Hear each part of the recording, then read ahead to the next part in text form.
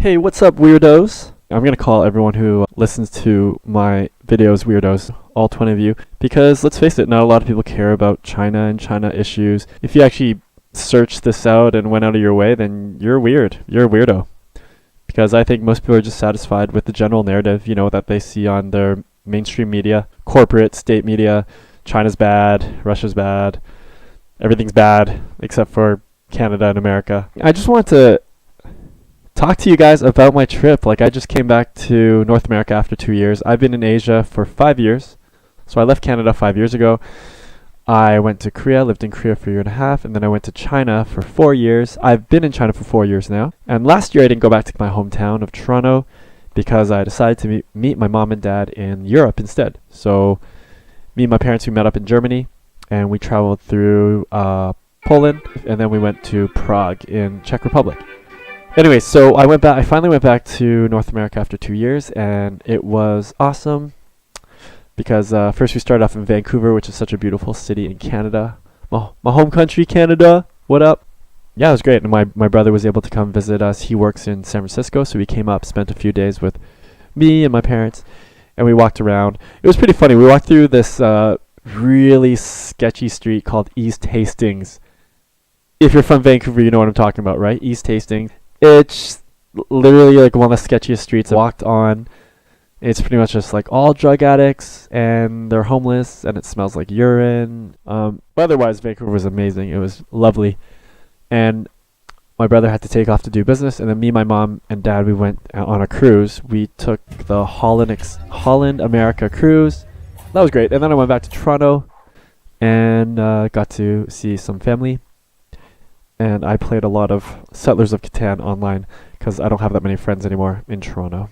So the main point of this video, of this rant, is what shocked me about coming back to North America. So everything was really great and hasn't really changed that much after 2 years.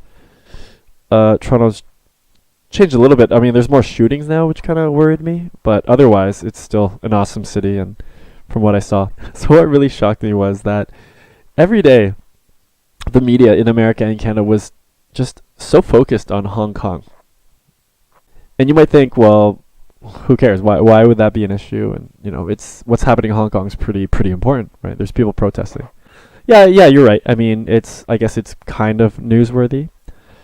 But what shocked me was it was on every single day, and the news dedicated at least 10 minutes, if not sometimes half an hour, interviewing these random supporters of this quote-unquote democracy movement, quote-unquote. And the way they framed it, it was always in a really scary way.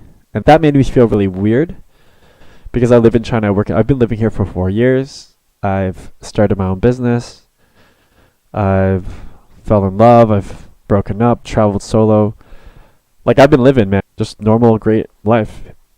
I hope my life is great.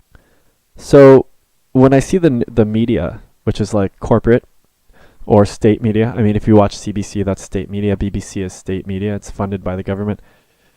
The way it's always super negative. It's for China, it's China's this super creepy and scary 1984 thing. So they're framing these people, the protesters, the small group of people, as heroes, and then the police as the enemies, just because they're trying to preserve peace and order and not let the protesters shut down airports, shut down highways, do whatever they want, or burn down their police station.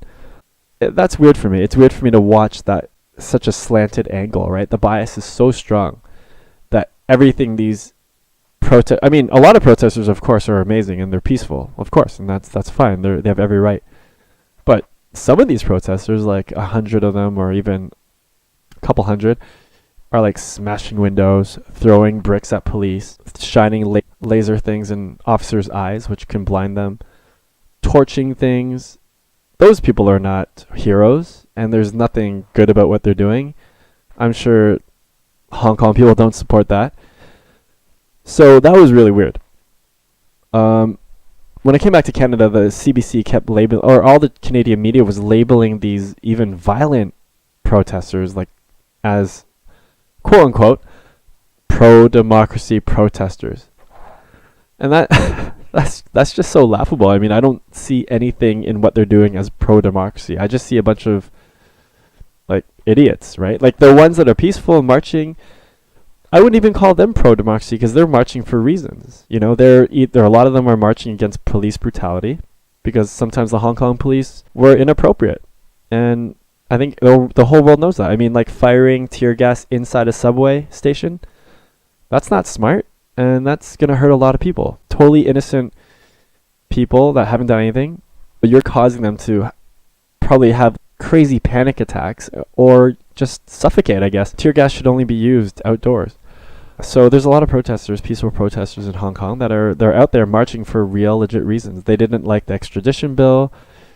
They don't like Carrie Lam's approach to governance. Like she's not addressing the housing issue. From what I know, the housing issue in Hong Kong is really, really bad. It's good if you're rich, but terrible for people that don't make that much money. Hong Kong is the most expensive place to live in the world. So I totally understand where a lot of these protesters are coming from. But what's so weird and totally inappropriate and lying? I'm just going to be honest. It just seemed like the media was totally lying.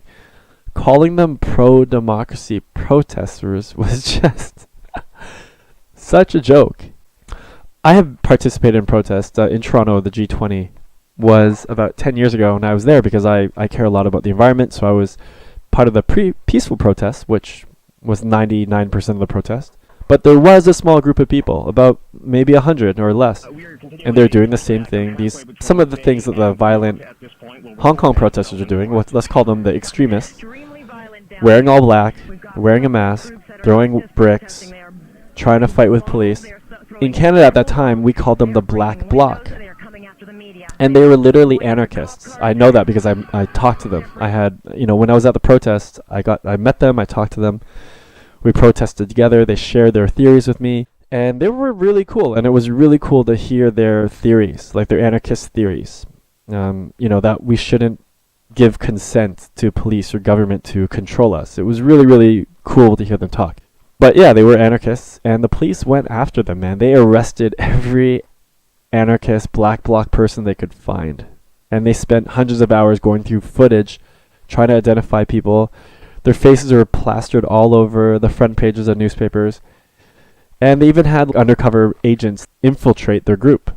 So they had people following around. So what's so weird about this is that when there's Black Bloc people, like these people using the same tactics, the same violence and law breaking, when it's happening in Hong Kong, the Western media, the media, in the West or supported by the West, calls them pro-democracy protesters, heroes. But if that same stuff was happening in our part of the world, they would just be called criminals or anarchists, maybe even terrorists. And they'd be arrested or they'd be shot at with rubber bullets, which might be happening in Hong Kong too. So, I hope you can kind of understand how I feel. It was super uncomfortable to see this kind of reporting every single day, and it made my dad worry, to be honest. And so me and my dad always have these really heated debates. My mom and my dad, they love to watch the news. They watch it every night before they go to bed. So they get their brains filled up with all this negativity about pretty much everywhere in the world. And then they're so scared that I live in China, but I live here and it's great. It's not perfect. I mean, I don't think any country is perfect, but it's great. It's super safe.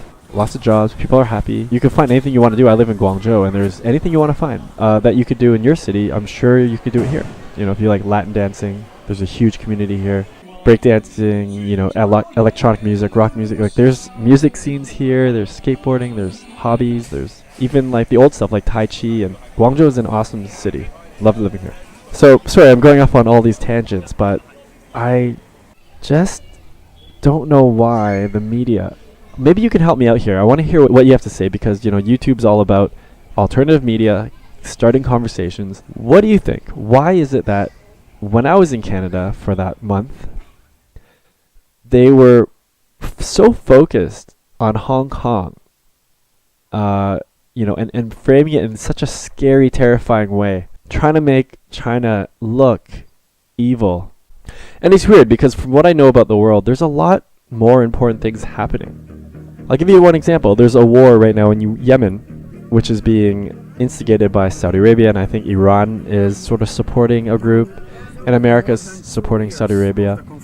And that's the worst humanitarian crisis in the world, according to the UN. Why wasn't that on the news every day? It's the worst humanitarian crisis in the world because 1 million people are being displaced, losing their livelihoods. It might cause another immigrant crisis, which resulted from the Syrian war, which is still going on. And we all know, Russia's supporting a side, the US is supporting a side. So these are the worst things in the world. People literally dying. No one has died in these Hong Kong demonstrations. I don't even think anyone's been seriously injured. So I honestly don't see the reason for the media to have such put it in your face. It's just weird. And it's so negative. It's so Harry Potter-ish. Like China's Voldemort and the people throwing bricks are like Harry Potter. It doesn't make sense. I mean, the world isn't black and white like Harry Potter. And definitely, I'm sorry, but China's not Voldemort. Even though he does wear Chinese clothes, which is weird. But I'm not going to get into that. So, do you guys have any ideas? I know, that sounds so desperate, but I'm serious. Why is that happening? It doesn't make any sense to me. There's way more important things that the media should be talking about every day, like climate change. And there's so many protests happening around the world every day. It's not just Hong Kong. There's lots of places, there's lots of countries where there's people demonstrating, going against police.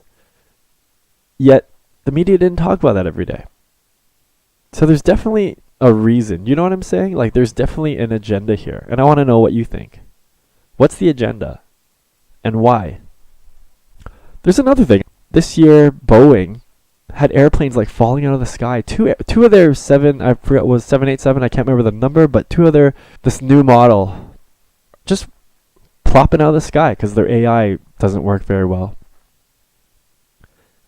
And from what I know, no one's been arrested. No one's taken responsibility for hundreds of deaths. It's caused hundreds of deaths. Why isn't that on the news every day? Right? Oh, I guess if it's about America, it's not newsworthy. But if there's a couple of people marching around in China, Hong Kong, then of course we gotta blast it all over the news every day for like half an hour.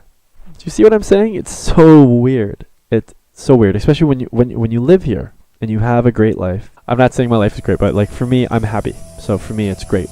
Your life is probably way better than mine, but I'm happy with mine. I have time to do this. That's great. So please leave a message. I'm going to read all the messages because there's only 20 people watching this video. So it's going to be super easy for me to parlay. Why did I say that? I want to speak French. Parler means talk in French. And in pirate talk, apparently. This has been a super long rant. If you made it this far, you are level 100 weirdo. Congratulations, you've won something. If you never won anything, you just won today. And it's 10 o'clock in Guangzhou, so I'm gonna go relax. But thank you so much for listening to this rant, and